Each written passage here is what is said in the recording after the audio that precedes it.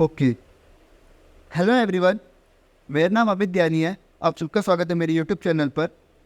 आज हम लोग सॉल्व करेंगे कोडशेफ स्टार्टर 143 डिवीज़न 4 के कोडिंग क्वेश्चंस को।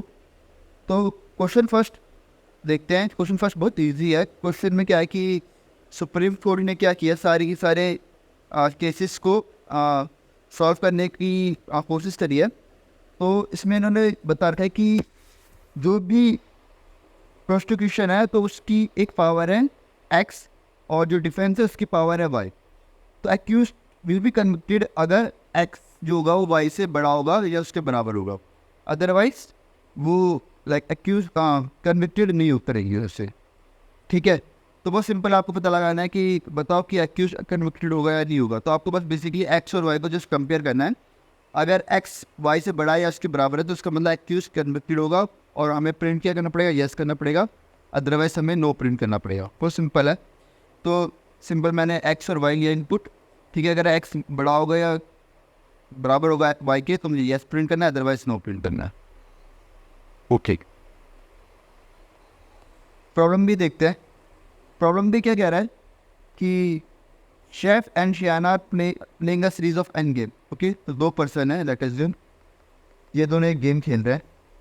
ठीक है, इन्होंने बोला गया कि हर गेम का एक विनर है। ठीक है, तो ये एन गेम्स खेल रहे हैं, हर गेम में एक विनर है और जो प्लेयर आयत गेम को लूज करेगा, आयत गेम लूज करेगा, उसे 2 कॉइन देने पड़ेंगे विनर को।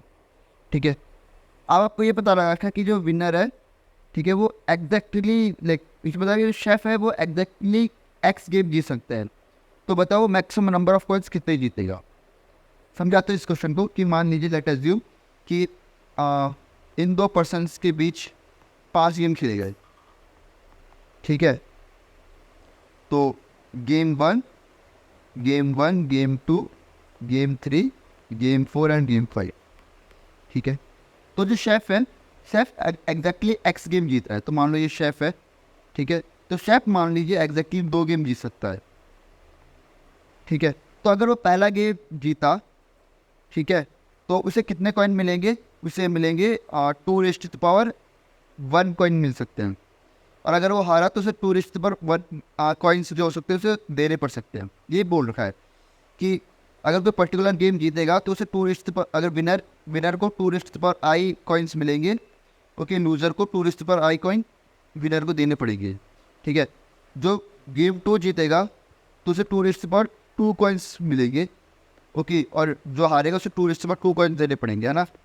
तो गेम 3 वाले को 2 कॉइन्स मिलेंगे। जो गेम 4 जीतेगा उसे 2 कॉइन मिलेंगे एंड जो गेम 5 जीतेगा उसे 2 कॉइन मिलेंगे। अब बोला कि जो शेफ है वो एग्जैक्टली 2 गेम जीत सकता है। और ये बताओ कि मैक्सिमम नंबर ऑफ कॉइन वो कितने जीत सकता है। तो खुद बताओ कि अगर मैं चाहता हूँ ये 2 गेम जीते, है ना, मैं चाहता हूँ कि इसे मैक्सिमम कॉइन मिले, इस बंदे को मैक्सिमम कॉइन मिले, तो कौन से गेम जीतना प्रेफर करेंगे। लास्ट के 2 ही जीतना प्रेफर करेगा, है ना। तो इसका मतलब शुरू के 3 हारेगा, ओके, एंड लास्ट के 2 क्या करेगा, वो जीतेगा, है ना। तो अगर शुरू के 3 हारेगा तो कितने कॉइन लूज करेगा, 2 प्लस 2 प्लस 2 तो इतने कॉइन वो क्या करेगा, लूज करेगा। मतलब इतने कॉइन से अगले पर्सन को देने पड़ेंगे। और अगर लास्ट के 2 गेम जीतेगा तो उसे 2 प्लस 2 जो कॉइन है उसे मिलेंगे, है ना। तो टोटल कॉइन कितने का फ़ायदा होगा कि जितना उसे प्रॉफिट हुआ है माइनस जितना उसे क्या हुआ है, लूज हुआ है। ठीक है, बहुत सिंपल है। ठीक है, तो कहानी बस यही है कि अगर आप टोटल एन गेम खेले हुए हैं और शेफ को अगर एक्स गेम जीतने हैं, ठीक है, तो कौन से गेम जीतना प्रेफर करेगा, आखिरी के एक्स गेम जीतना प्रेफर करेगा। क्यों, क्योंकि आखिरी के एक्स गेम में जो कॉइन मिल रहा है उसे क्या मिल रहा है, ज़्यादा मिल रहा है। ठीक है, बहुत सिंपल क्वेश्चन था, कुछ भी नहीं था इसमें। तो ये सिंपल कोड है कि P ले लिया टेस्ट केस के लिए और 2 इनपुट ले लिया N और X। और मैं ये बता रहा हूँ कि विन होगा तो कितने कॉइन जीतेगा, लूज करेगा तो कितने कॉइन जीतेगा। ठीक है, तो गेम चल रहा है ये i=1 से लेके n तक चलेगा। ठीक है, और मैं यहाँ पे ये बता रहा है कि कितने कॉइन जीत सकते हैं, हार सकता है। ठीक है, तो ये कॉइन्स निकाल दिए मैंने। ठीक है, तो ये बता रहा है कि अगर वो आखिरी के एक्स कॉइन जीता, एंड अगर वो आखिरी के एक्स चलेगा तो मुझे वो जो कॉइन्स है वो विन वाले में ऐड कर दूंगा, अदरवाइज वो जो कॉइन है वो लूज वाले में ऐड करूँगा, है ना। और एट द एंड उसे टोटल कितना प्रॉफिट होगा, विन माइनस में उसका प्रॉफिट होगा उससे। ठीक है, तो ये इसमें आउटपुट कन्वर्ट। ठीक है, तो बहुत ही ज़्यादा इजी क्वेश्चन था, इसमें कुछ भी नहीं था। ठीक है, तो अगला प्रॉब्लम देखते हैं। प्रॉब्लम का नाम है बाइनरी कन्वर्जन। तो इसमें आपको दो बाइनरी स्ट्रिंग दे रखी है एस और टी, दोनों की लेंथ एन है और एक इंटीजर दे रखा है के। आपको ये पता लगाना है कि क्या मैं एस को टी में कन्वर्ट कर सकता हूँ यूजिंग एग्जैक्टली के ऑपरेशन। और ऑपरेशन क्या है कि आप किसी भी ऑपरेशन में एस के दो इंडिसेस चूज करो और उनकी वैल्यू स्वैप करो, तो ये आपको एक ऑपरेशन करना। तो पूरा गेम यही है कि आपको क्या आप एस को टी में कन्वर्ट कर सकते हो यूजिंग दिस ऑपरेशन, एंड ये ऑपरेशन आपको एग्जैक्टली के बार लगाना है, ना के से कम ना के से ज़्यादा। ठीक है, एग्जाम्पल देखते, चीज़ें बहुत इजीली समझ आएगी। तो देखो, एक बात तो इसमें बहुत साफ है कि अगर एस अगर टी के बराबर बनना चाहता है, एस अगर टी के बराबर बनना चाहता है, और इसमें एक बात और है कि ये बाइनरी स्ट्रिंग है। ठीक है, कि 0 और 1 ही आएंगे इसमें। अगर एस को मुझे टी के बराबर बनाना है, ठीक है, तो दोनों की लेंथ सेम होनी चाहिए। तो पहली कंडीशन, मिनिमम कंडीशन है। ठीक है, कि लेंथ क्या होनी चाहिए, सेम होनी चाहिए। ठीक है, दूसरी कंडीशन क्या है कि एस में जितने नंबर ऑफ 1 है टी में भी उतने नंबर ऑफ 1 होने चाहिए, और एस में जितने नंबर ऑफ 0 हैं टी में भी उतने नंबर ऑफ 0 होने चाहिए। क्योंकि ये सिर्फ बाइनरी स्ट्रिंग है तो मुझे 0 और 1 में बात करनी। ठीक है, ऐसे मैं क्यों कह रहा हूँ, क्योंकि हमें जो ऑपरेशन करना है उसमें बस हम इंडिसेस को क्या कर रहे हैं, इनकी इंडिसेस की वैल्यूज को क्या कर रहे हैं, स्वैप कर रहे हैं, है ना। आप कोई एक्स्ट्रा 1 को या एक्स्ट्रा 0 को इंसर्ट कर रहे हो क्या, नहीं कर रहा, है ना। तो ऐसा कभी हो ही नहीं सकता कि आप 1 बढ़ा ही नहीं सकते या 1 घटा ही नहीं सकते, है ना। कि अगर मान लीजिए अगर कोई स्ट्रिंग है वो है 1 0 1 1 और टी स्ट्रिंग है 0 0 0 0, है ना, तो आप एस को कभी भी टी में कन्वर्ट कर ही नहीं सकते। क्यों नहीं कर सकते, क्योंकि एस में 3 1 है, टी में एक भी 1 नहीं। आपको जो ऑपरेशन करना है, ऑपरेशन करने से बस इनकी पोजीशन चेंज हो रही है। ऑपरेशन करने से ना नंबर ऑफ 1 बढ़ रहे हैं ना नंबर ऑफ 1 घट रहे हैं, है ना। तो आप इनकी पोजीशन कुछ भी कर लो, ठीक है, कभी भी नंबर ऑफ 1 जो हो सकते हैं वो कभी भी नीचे नंबर ऑफ 1 0 है, नंबर ऑफ 1 3 है, तो नंबर ऑफ 1 के तो सेम बन ही नहीं सकते कभी, है ना। तो इस स्ट्रिंग को मैं एस को टी में कन्वर्ट नहीं कर सकता। ठीक है, तो समझ आ रहा होगा कि लेंथ वाली कंडीशन तो उन्होंने ऑलरेडी दे रखी है। तो बस मुझे चेक करना है कि नंबर ऑफ 1 दोनों में सेम होने चाहिए या नंबर ऑफ 0 दोनों में सेम होने चाहिए। और एक्चुअली में तो दोनों को चेक करने की जरूरत भी नहीं है, बस मैं एक को चेक कर लूँगा तो दूसरा अपने आप सेटिस्फाई कर देगा, है ना। क्योंकि लेंथ तो सेम है ना, कुछ होता है लेंथ तो ऑलरेडी सेम है। अगर बोलो उसमें इतने 1 है ना, एक्स नंबर ऑफ 1 है, तो इसका मतलब n माइनस एक्स जो होंगे क्या होंगे, 0 होंगे। तो मुझे बस दूसरी वाली स्ट्रिंग में चेक करना है क्या उसमें x1 है। अगर दोनों में x1 होंगे तो ऑब्वियसली नंबर ऑफ जीरोस तो दोनों में एग्जैक्टली क्या होंगे, सेम, है ना। तो ये लाइन मैंने लिखी हुई है कि लेंथ तो उनकी सेम है तो लेंथ चेक करने की जरूरत नहीं है, बट नंबर ऑफ 1 एस में और नंबर ऑफ 1 टी में अगर ये सेम नहीं है तो इसका मतलब आप एस को तो टी में कन्वर्ट कर ही नहीं सकते हो। तो ये सबसे बेस कंडीशन होगी चेक करने। अगर ये दोनों इक्वल हैं तब देयर इज अ पॉसिबिलिटी कि एस कन्वर्ट हो सकता है और नहीं भी हो सकता है, दोनों केस में। ठीक है, एक एक करके एग्जाम्पल समझते हैं और चीज़ें बहुत ईजी समझ आ जाएगी। मान लीजिए ये आपकी स्ट्रिंग की एस और टी, इसमें कितने 1 हैं, 2 1 है, इसमें कितने 1 है, 3 1 है। तो फिर वही कहानी आ गई, आप कोई ये स्वैप वाले ऑपरेशन कितने भी लगा लो, आप 2 1 को 3 1 में कभी कन्वर्ट कर ही नहीं सकते। ठीक है, तो आपका जो आउटपुट आएगा क्या आएगा, नो आएगा। ठीक है, आप इसे कभी कन्वर्ट कर ही सकते हैं ना। तो सबसे पहले मुझे तो ये चेक करना पड़ेगा नंबर ऑफ 1s। अब आगे देखते हैं, इसमें नंबर ऑफ 1s कितने, 2 हैं, टी में नंबर ऑफ 1 कितने, 2 है, तो दोनों में नंबर ऑफ 1 बराबर है। तो इसका मतलब देयर इज अ पॉसिबिलिटी कि कन्वर्ट हो भी सकता है और नहीं भी हो सकता है। अब देखते हैं, ठीक है। अब देखो मुझे स्वैप करना है तो आप ऑब्वियसली बात है आप स्वैप किसे करोगे, जो लोग गलत पोजीशन पे खड़े है ना। इसे ऐसे समझ लो कि 0 को आप फीमेल समझ लो, 1 को मेल समझ लो, है ना। तो इनकी जो एक्चुअल पोजीशन है वो ऐसी है, मेल और फीमेल की, है ना। और ये लोग अभी इस पोजीशन पे खड़े हैं और आपको इन्हें सही पोजीशन पे खड़ा करना है। तो कैसे करोगे, जो गलत पोजीशन पर है उनकी आप पोजीशन चेंज करोगे, है ना। जो सही पोजीशन पर खड़ा है उसकी पोजीशन थोड़ा ना चेंज करेंगे, है ना। तो सबसे पहले आप निकालो कि कौन लोग अपनी गलत पोजीशन पे खड़े हैं, मतलब परफेक्ट पोजीशन कह रहा हूँ मैं इससे। ठीक है, तो गलत पोजीशन पे ये खड़ा है कि यहाँ पे 1 होना चाहिए था बट यहाँ पे 0 है, और यहाँ पे 0 होना चाहिए था, यहाँ पे 1 है। ठीक है, तो कॉन्फ्लिक्टिंग पोजीशन कितनी है, 2 कॉन्फ्लिक्टिंग पोजीशन है। तो अगर मुझे इन दोनों को सही पोजीशन पे लाना है, अगर मुझे इन दोनों को सही पोजीशन पे लाना है तो मुझे क्या करना पड़ेगा, एक स्वैप करना पड़ेगा, नहीं करना पड़ेगा। तो एक स्वैप करते ही ये दोनों क्या जाएंगे, अपनी सही पोजीशन पे आ जाएंगे। ठीक है, तो मिनिमम कितने स्वैप रिक्वायर्ड है, एक स्वैप तो रिक्वायर्ड है। ठीक है, तो समझो जैसे ही मैंने एक स्वैप किया, कितने लोगों की पोजीशन सही होगी, 2 लोगों की पोजीशन सही होगी। करेक्ट। तो अभी कितनी कॉन्फ्लिक्ट पोजीशन थी, 2 कॉन्फ्लिक्ट पोजीशन थी, नहीं थी, मतलब 2 लोग अपनी सही पोजीशन पे खड़े नहीं थे, है ना, 2 कॉन्फ्लिक्ट पोजीशन थी। बट 2 कॉन्फ्लिक्ट पोजीशन को सही करने के लिए मुझे कितने स्वैप की जरूरत पड़ी, सिर्फ और सिर्फ एक स्वैप, है ना, जो भी करेक्ट है ना। जो 2 लोग गलत पोजीशन पे एक स्वैप मारो तो 2 लोगों की पोजीशन सही होगी। ठीक है, एक स्वैप मारते ही 2 लोगों की पोजीशन सही होगी, है ना। तो 4 स्वैप मारते ही कितने लोगों की पोजीशन सही हो सकती है, 8 लोगों की पोजीशन सही हो सकती है। ठीक है, एक एग्जाम्पल देखते हैं कि सेम यही कहानी है। ठीक है, सेम एग्जैक्टली वही है। तो इसने आपको बोला था कि 1 है, कि मतलब एग्जैक्टली 1 स्वैप में आप कन्वर्ट कर सकते हो। तो हाँ भाई मैं कर सकता था, तो मैंने क्या आउटपुट दे दिया, यस पे। सेम वही है, अब आपको बोला गया कि 2 है। ठीक है, तो देखो क्वेश्चन तो सेम ही है, तो आपका जो कॉन्फ्लिक्ट पोजीशन होगी वो अभी भी 2 ही है ना। इन्हें सही करने के लिए कितने कॉन्फ्लिक्ट का कितने स्वैप्स की जरूरत है, सिर्फ एक स्वैप की जरूरत है। ये मैंने ऑलरेडी कह रखा है ऊपर वाले क्वेश्चन में, तो सिर्फ एक स्वैप करोगे तो ये इसमें कन्वर्ट हो जाएगा, दोनों स्ट्रिंग्स में हो गई। बट क्वेश्चन में दे रखा है कि आपको 2 स्वैप करने। ठीक है, और क्वेश्चन है भी ये कि आपको एग्जैक्टली के स्वैप करने हैं, ना के से ज़्यादा स्वैप करने हैं, ना के से कम स्वैप करने हैं। ठीक है, तो एक स्वैप में तो इनकी पोजीशन सही होगी, बट उन्होंने बोला कि 2 स्वैप करने हैं आपको, 2 से कम नहीं कर सकते, ना 2 से ज़्यादा कर सकते हैं।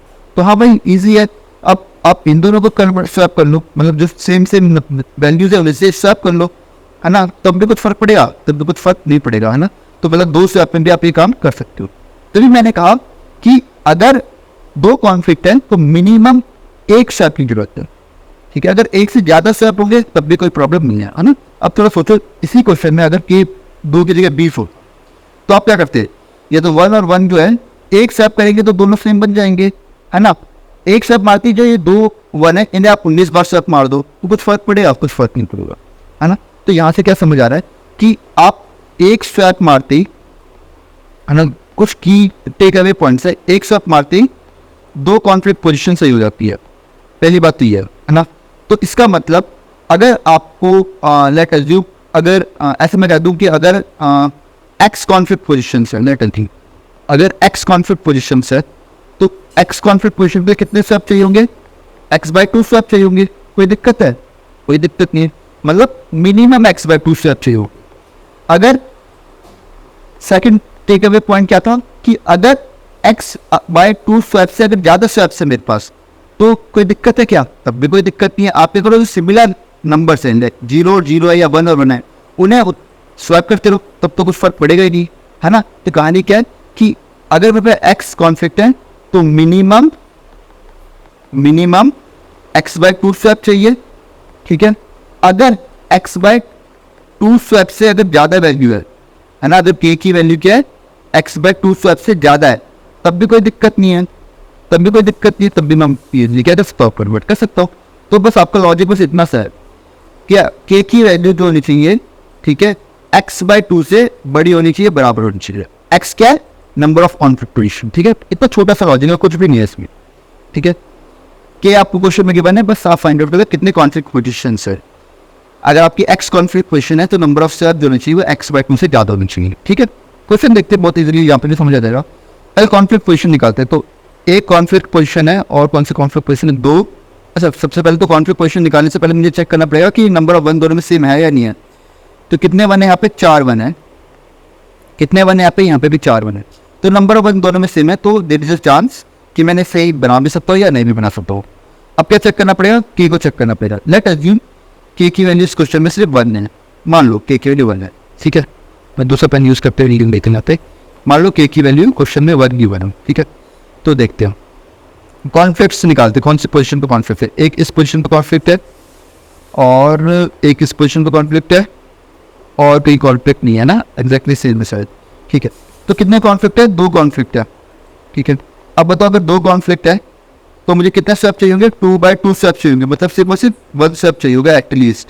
तो कितने स्वैप आपको देना, 1 स्वैप देना, तो आप कन्वर्ट कर सकते हो। हाँ भाई, आप इजी कन्वर्ट कर सकते हो। ठीक है, अगर मैं इस क्वेश्चन को थोड़ा सा चेंज कर दूँ, लेट अज्यूम थोड़ा सा मैं इसे चेंज करके यहाँ पे 1 था, और इस वाले 1 को, सॉरी, इस वाले 1 को मैं 0 बना देता हूँ, और इस वाले 0 को मैं 1 बना देता हूँ, लेट, ठीक है। अब देखते हैं, अब कॉन्फ्लिक्ट निकालते हैं। तो देखो, एक कॉन्फ्लिक्ट ये रहा, 2 कॉन्फ्लिक्ट ये रहे, 3 कॉन्फ्लिक्ट ये रहे, एंड 4 कॉन्फ्लिक्ट ये रहे, है ना। तो 4 कॉन्फ्लिक्ट है, नंबर ऑफ 1 अभी भी कितने हैं, 4 हैं, ठीक है। तो उसमें कोई दिक्कत नहीं, तो मेरे पास 4 कॉन्फ्लिक्ट पड़े हुए हैं, ठीक है। तो अगर मेरे पास 4 कॉन्फ्लिक्ट हैं तो मुझे कितने स्वैप चाहिए होंगे, एटलीस्ट 2 स्वैप चाहिए होंगे। और कितने स्वैप क्वेश्चन में गिवन है, 1। तो मैं कर सकता हूँ कन्वर्ट, नहीं कर सकता, तो मुझे अब आउटपुट क्या देना पड़ेगा, नो देना पड़ेगा। तो बहुत सिंपल है, ठीक है। आप कॉन्फ्लिक्ट निकाल लो, और कॉन्फ्लिक्ट बाई 2 जो होनी चाहिए, x/2 जो होनी चाहिए, वो हमें से k से छोटे होनी चाहिए, k के बराबर होनी चाहिए, ठीक है। तो आपको आउटपुट यस देना, अदरवाइज नो देना, सिंपल होती है, ठीक है। बट इसमें थोड़े से कुछ एज केसेस है जो कि लेंथ 2 के है, जो मुझे बस चेक करने पड़ेंगे, ठीक है। तो पहले आप कोड ही देख लेते हैं। तो मैंने क्या किया, चेक किया कि एस में कितने 1 है, ठीक है, टी में कितने 1 है, और क्या कौन कौन से कॉन्फ्लिक्ट है, ठीक है। तो अगर एस आई 1 के बराबर है तो 1 ऑफ एस, टी ऑफ आई 1 के बराबर तो 1 ऑफ टी, और अगर ये दोनों वैल्यू सेम नहीं है तो कॉन्फ्लिक्ट, ठीक है। अगर 1 ऑफ एस और 1 ऑफ टी बराबर नहीं है तो मुझे क्या आउटपुट देना है, नो आउटपुट देना है। ये कुछ केस है जो कि मुझे चेक करना है n = 2 के लिए, ठीक है। तो इसको अभी थोड़ी देर के लिए पहनने देते हैं, यहाँ चेक करते हैं जब n की वैल्यू 2 से बड़ी है, ठीक है। तो मुझे बस चेक करना है कि कॉन्फ्लिक्ट बाई 2 जो है वो लेस देन इक्वल टू की है या नहीं है। अगर हुआ तो आउटपुट यस देना, अदरवाइज नो देना, ठीक है। इतना हम डिस्कस कर चुके हैं, बस कुछ बेस कंडीशन, कुछ एच केसेस है n = 2 के लिए, बस वो चेक करना बाकी है। थोड़ा देखते हैं n = 2 के लिए। तो n = 2 है तो मेरे पास 3 केस हो सकते हैं, या तो मेरे पास कोई भी 1 नाम हो, या मेरे पास सिर्फ एक ही 1 प्रेजेंट हो, या मेरे पास दोनों ही 1 हो। तो ये 3 कंडीशन हो सकती है, एक एक करके देखते हैं। तो ये पहले कंडीशन है कि जब s में एक 1 होगा, अगर s में एक 1 है, तो अगर s 1 0 है, ठीक है, s में सिर्फ और सिर्फ एक ही 1 है, तो t में भी एक ही 1 होना चाहिए, है ना। सबसे मिनिमम कंडीशन दी थी, तो t क्या हो सकता है, तो 0 1 हो सकता है, या तो 1 0 हो सकता है, करेक्ट। अब देखते हैं यहाँ पे, है ना। तो सबसे पहले मुझे बताओ, सबसे पहले देखते चलो, मानो टी के की वैल्यू 1 है, लेट अज्यूम के की वैल्यू 1 है, ध्यान समझना इस एज केसेस को, ठीक है। तो सबसे पहले मैंने क्या बोला था कि कॉन्फ्लिक्ट देखते हैं ना, इसमें कौन कौन कॉन्फ्लिक्ट है, तो दोनों ही कॉन्फ्लिक्ट है, ठीक है, दोनों कॉन्फ्लिक्ट है, ठीक है। तो आप क्या कर सकते हो, एक स्वैप मार सकते हो। कितने स्वैप की जरूरत है, मिनिमम एक स्वैप की जरूरत है। तो अगर आपने एक स्वैप मारा तो ये 0 1 बन जाएगा, और टी भी क्या हो जाएगा, 0 1 बन जाएगा। पर मैं यहाँ पे बहुत ध्यान समझना, मैं क्या कहना चाह रहा हूँ, एक स्वैप मारते आपकी कहानी हो जाएगी, ठीक है, हो जाएगी, एक स्वैप में आपकी कहानी पॉसिबल है, ठीक है। अब अगर आपने इसे एक और स्वैप मारा, ध्यान समझो, अगर आप मैंने इसे एक और स्वैप मार दिया 1 और 0 को, अगर मैंने एक और स्वैप मारा इस वाले केस में, तो ये वापस क्या बन जाएगा, ये ऊपर वाली फॉर्म बन जाएगी वापस, है ना। तो क्या ये एस और टी के बराबर हो सकता है, क्या नहीं हो सकता, है ना। तो इसका मतलब मैं क्या कहना चाह रहा हूँ कि अगर ये 1 0 है और नीचे वाला 0 1 है, और दोनों में एक कॉन्फ्लिक्ट आ रहा है ना, तो अगर एक कॉन्फ्लिक्ट आ रहा है तो आप एक स्वैप में सही कर सकते हो, बट 2 स्वैप में आप सही नहीं कर सकते, है ना। अगर आपने इसके बाद एक और स्वैप मारो तो आप सही कर सकते हो, हाँ सही कर सकते हो। मतलब कितने स्वैप की जरूरत होगी, 3 स्वैप की जरूरत होगी। कुछ समझ आ रहा है मैं क्या कहना चाह रहा हूँ। 1 0 है, 1 0 पे आप एक स्वैप मारोगे तो ये 0 1 बन सकता है, और 0 1 पे एक और स्वैप मारोगे तो 1 0 बन सकता है, ठीक है। आप चाहते हो कि 0 1 बने, आप चाहते हो ये मेरी एस है, आप चाहते हो मेरी फाइनल स्ट्रिंग क्या बने, 0 1 बने, है ना। तो कितने स्टेप जरूरत होंगे, है ना। तो यहाँ पे एक स्टेप से 0 1 जा सकते हैं, बट 2 स्टेप मारे तो 1 0 पे आ जाएगा, तो ये बात नहीं बनेगी। तीसरा स्टेप मारोगे तो बात बन जाएगी, चौथे स्टेप पे फिर बात नहीं बनेगी, 5वां स्टेप मारोगे बात बन जाएगी, 6ठे स्टेप पे बात नहीं बनेगी, 7वां स्टेप मारोगे बात बन जाएगी, है ना। समझ आ रहा है। अगर 1 0 नीचे 0 1 है ना, तो आपको और नंबर ऑफ स्वैप मारने पड़ेंगे। कितने स्वैप मारने पड़ेंगे, और नंबर ऑफ स्वैप मारने पड़ेंगे, ठीक है। सेकंड कहानी क्या है कि अगर ये 1 0 होता और टी भी 1 0 होता, ठीक है, दोनों 1 0 1 0 है, ठीक है, ये भी 1 0 है, तो अगर 1 0 पे आप एक स्वैप मारोगे तो क्या बन जाएगा, 0 1 बन जाएगा। तो एक स्वैप पे कहानी बनेगी क्या, नहीं बनेगी, क्योंकि आपकी जो फाइनल स्टेट बननी चाहिए 1 0 बननी चाहिए। तो एक स्वैप में तो कहानी नहीं बनेगी, तो आपको कितने स्वैप करने पड़ेंगे, मिनिमम या तो 0 स्वैप कर लो या तो 2 स्वैप कर लो, ठीक है। 3 स्वैप पे देखो 1 0 तो एक स्वैप में 0 1, 2 स्वैप में 1 0, 3 स्वैप करूंगा तो अगेन 0 1, बात नहीं बनेगी। तो आपको क्या स्वैप करने पड़ेंगे, 4 स्वैप करने पड़ेंगे, अगेन 6 स्वैप करने पड़ेंगे, ऐसे आपको कहानी करनी पड़ेगी। तो समझ आ रहा है, ठीक है। आगे देखते हैं।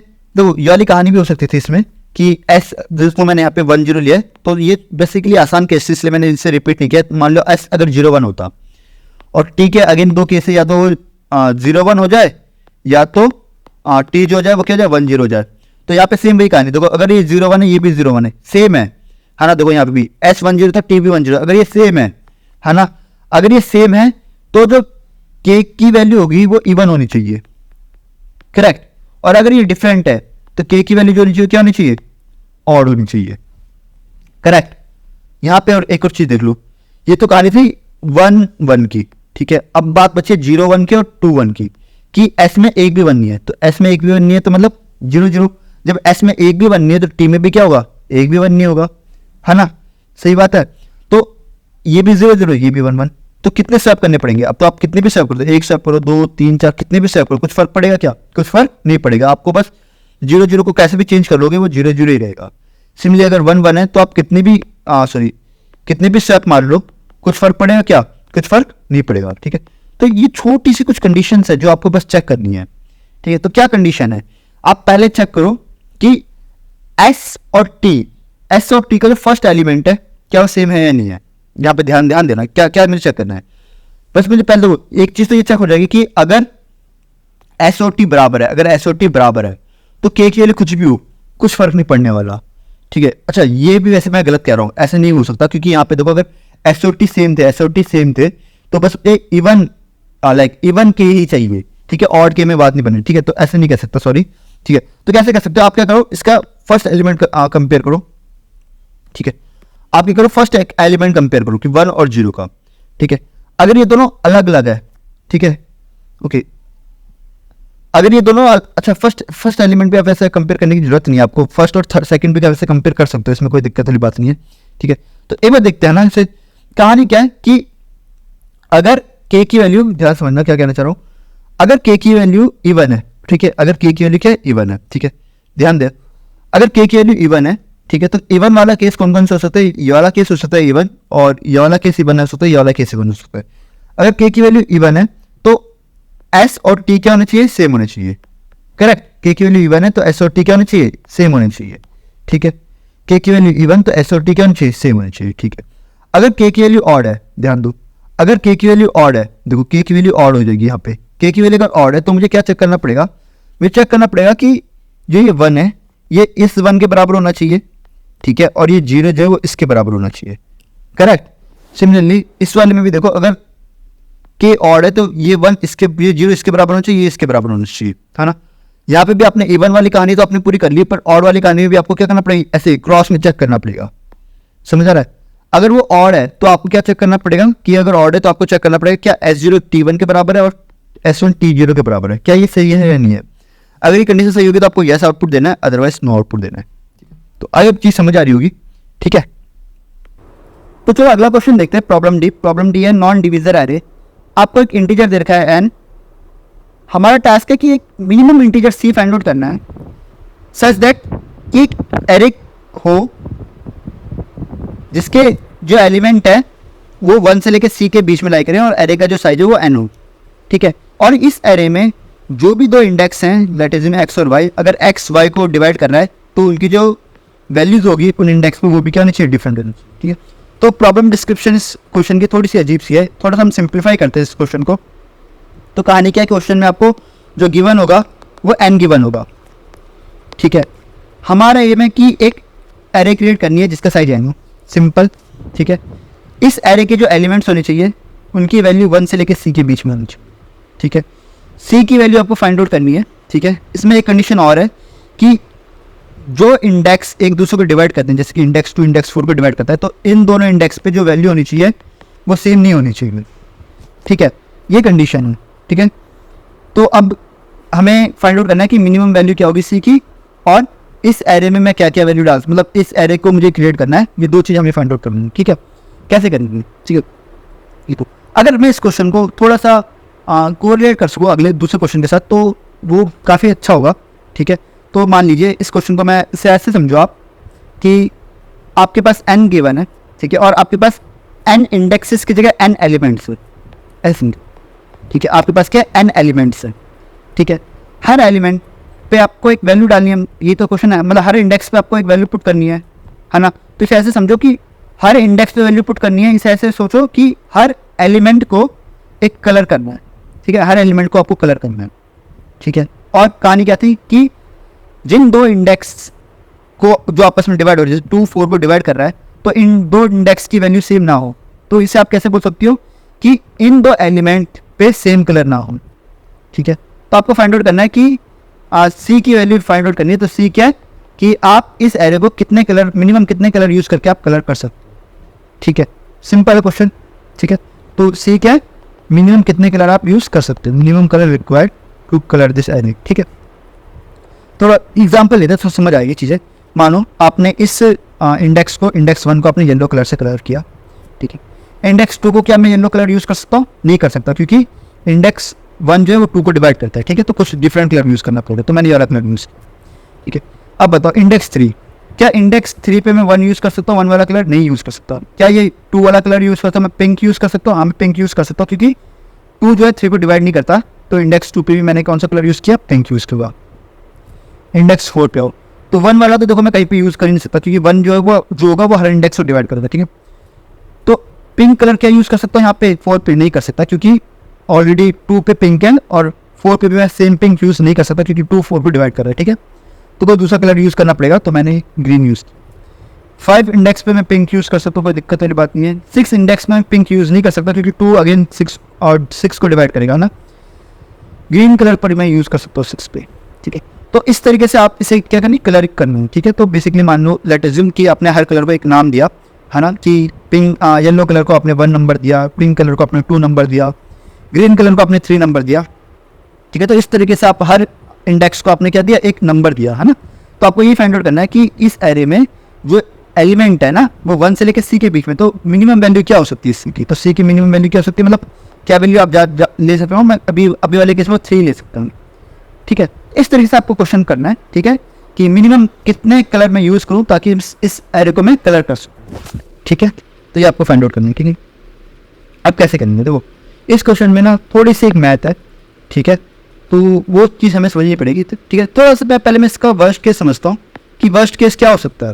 देखो वर्स्ट केस क्या हो सकता है कि आप क्या करो, हर इंडेक्स को आप डिफरेंट कलर कर दो, है ना, कि मान लीजिए आपने इसको येलो से करा, इसे पिंक से करा, इसे ग्रीन से कर दिया, इसे ये ब्राउन से करा, इसे रेड से कर दो, इसे ग्रीन से कर दो, एंड लास्ट वाले को इससे कर दो।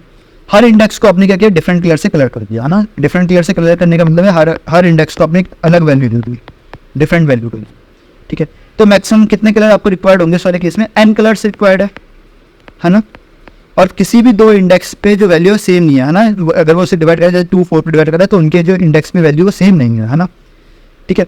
तो ये तो हमारा हो गया वर्स्ट केस हो गया कि भाई ये तो आपने सबसे ज़्यादा बता दिया n कलर्स, पर ऐसा हो सकता है कि n कलर से कम में भी काम चल जाए, ठीक है। तो मुझे वही पता लगाना है कि कम से कम कितने कलर्स में काम चल जाएगा, ठीक है। तो देखते इस क्वेश्चन को, है ना।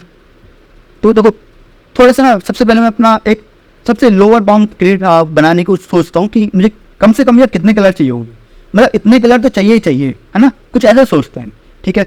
तो लेट अज्यूम, मान लो कि ये चीज़ समझना, हाँ, कि मान लो कोई एलिमेंट है x, ठीक है, आपने x एलिमेंट को अपने येलो कलर से कलर कर दिया, ठीक, कोई भी नंबर हो सकता है, ठीक है। चलो फॉर सिंप्लिसिटी मैं क्या कर रहा हूँ, इसे 1 ले लो, ठीक है। नंबर 1 को आपने येलो कलर से कलर कर दिया, ठीक है। अब अगला नंबर उठाओ जो कि इसका जस्ट मल्टीपल हो, तो अगला नंबर क्या होगा 2, ठीक है। 2 को मानो आपने पिंक कलर से कलर कर दिया, ठीक है। अब अगला नंबर उठाओ जो 1 का भी मल्टीपल होना चाहिए, मतलब 1 से भी 1 भी डिवाइड कर लो, 2 भी डिवाइड कर लो। अगला जस्ट पास वाला नंबर कौन सा होगा जिससे 1 भी डिवाइड कर सकता है, 2 भी डिवाइड कर सकता है, कौन हो सकता है, 4, है ना। तो ये बात तो साफ है भाई, 4 को मैं ना येलो कलर दे सकता हूँ ना मैं पिंक कलर दे सकता हूँ, ठीक है। मैंने कौन सा कलर दे दिया, से ग्रीन कलर दे दिया ना। प्लीज इस बात को बस ध्यान से समझने की कोशिश करना, ये क्वेश्चन बहुत इजीली हो जाएगा, बस इसमें ये वाला लॉजिक थोड़ा समझने की कोशिश करना, ठीक है।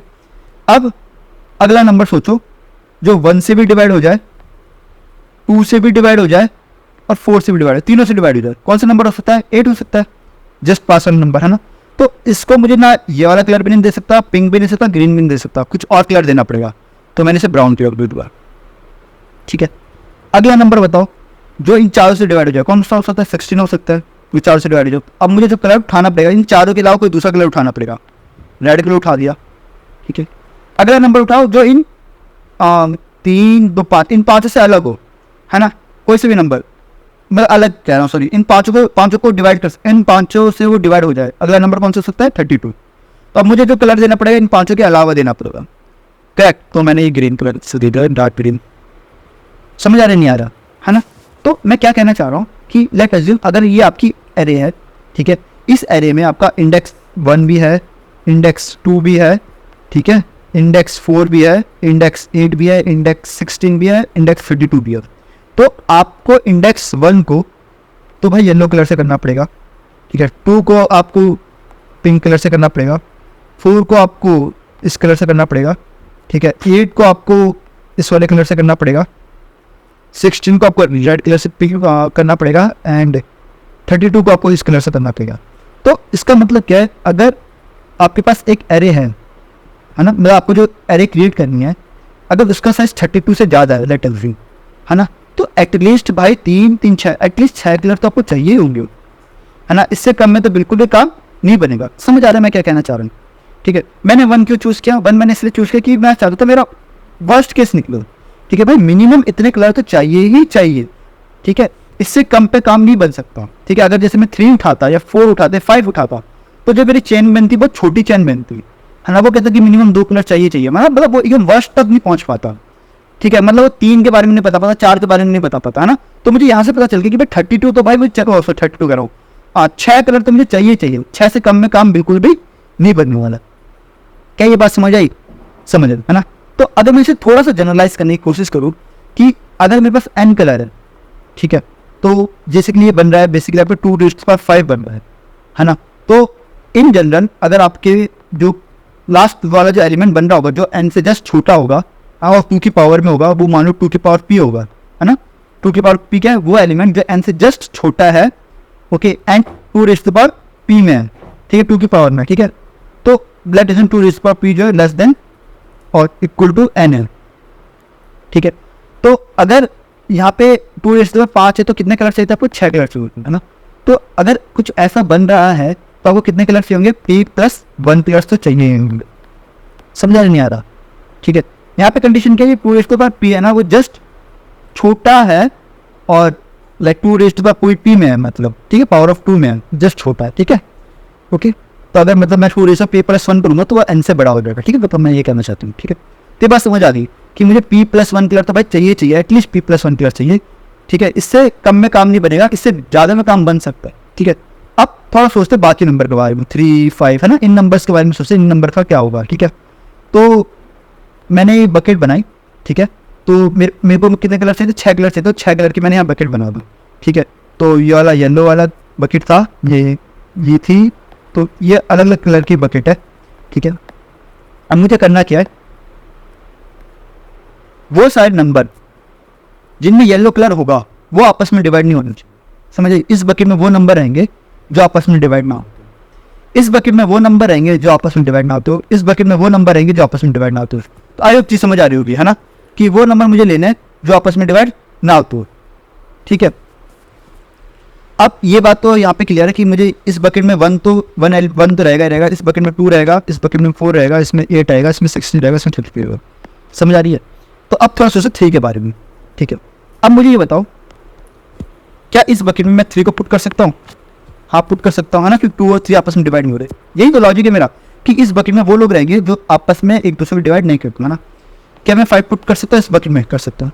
6 पुट कर सकता हूँ, 7 पुट कर सकता हूँ, 8 पुट कर सकता हूँ, नहीं, क्यों? 8 की मैंने अलग बकेट में दूंगी।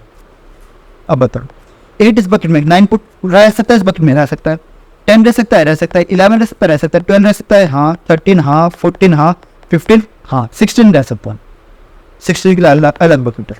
समझ आ रहा है ऐसा क्यों हो रहा है? ऐसा इसलिए हो रहा है कि अगर जैसे मैंने 8 उठाया तो 8 का जो अगला मल्टीपल होगा, है ना, 8 का अगला मल्टीपल मतलब 8 × 2, वो कहाँ है? अगली बकेट में, ठीक है। तो जो भी ये नंबर होंगे ना, ये जो भी नंबर होंगे, ये क्या होंगे? 8 × 2 से क्या होंगे? छोटे होंगे। समझदारी नहीं आ रहा? अब यहाँ पे जो बकेट की स्टार्टिंग वो 16 की है, ठीक है। तो इसके अंदर जो भी नंबर होंगे वो 16 का जो मल्टीपल होगा, 16 × 2, इससे सारे के सारे नंबर क्या होंगे, छोटे होंगे, करेक्ट है ना। मतलब 17, 18, 19, 20 टिल 31, क्या ये आपस में डिवाइड कर रहे हैं, क्या नहीं कर रहे। इन सबको मैं एक कलर दे सकता हूँ, हाँ दे सकता हूँ। अब यहाँ पे ये नंबर 32 से स्टार्ट होगा और टिल कहाँ तक जाएगा, एंड तक जाएगा। तो कुछ समझ आ रही बात मैं क्या कहना चाह रहा हूँ। ये प्रॉपर्टी क्यों सेटिस्फाई हुई, क्योंकि मैंने जो बकेट बनाई वो कैसे बनाई, ये नंबर लिया, फिर इसका मल्टीप्लाइड बाय 2 ये लिया, फिर इसका जो पहला नंबर लिया से एक तरह से आप लीडर कह लो है ना। ये पहला नंबर लिया तो अगला जो नंबर होगा वो इस लीडर का मल्टीप्लाइड बाय 2 होगा, मतलब इसका जो लीडर होगा वो इसके लीडर का मल्टीप्लाइड बाय 2 होगा, ठीक है। इस बकेट का लीडर क्या होगा, इसके जो लीडर था 4, इसका मल्टीप्लाइड बाय 2, अगले का लीडर 8 मल्टीप्लाइड बाय 2, इसका लीडर ये होगा, इसका लीडर 16 मल्टीप्लाइड बाय 2 ये होगा, है ना। मतलब कि भाई इसका जो अगला मल्टीपल है ना भाई, 2 का जो अगला मल्टीपल है तो अगली बकेट में, तो इसके जो अगले मल्टीपल और इसके बीच में जितने भी नंबर है वो तो सारे इस बकेट में आ सकते नहीं आ सकते। जैसे 4 है, 4 का अगला मल्टीपल 8 है, तो 4 से लेके 8 से जस्ट पहले के जो जितने भी नंबर है वो सारे इस बकेट में आ सकते हैं, हाँ आ सकते हैं।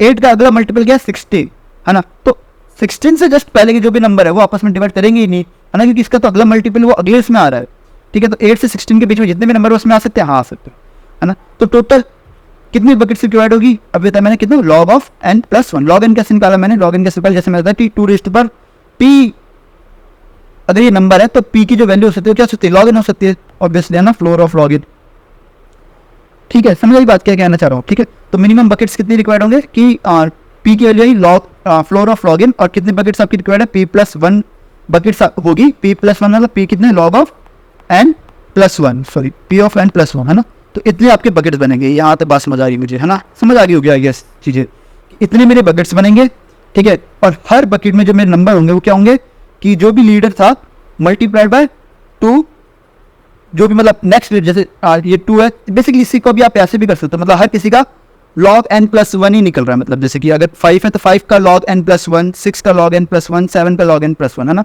उन सबका कलर क्या है, सेम, ठीक है। तो अगर मैं एक जो मुझे एरे बनानी थी ना भाई, मुझे एरे नहीं बनानी थी, तो इसका मतलब जो फर्स्ट वाला था उससे कौन सा कलर मिला, येलो कलर में, तो येलो की मान लो मार्किंग है 1, 2 और 3 की कौन सा कलर मिला, पिंक कलर मिला, तो 2 और 3 की मार्किंग है, मान लो 2 और 3 की मार्किंग थी 2, मैं यहाँ पे इंडेक्स 1 2 3 4 5 6 7, है ना।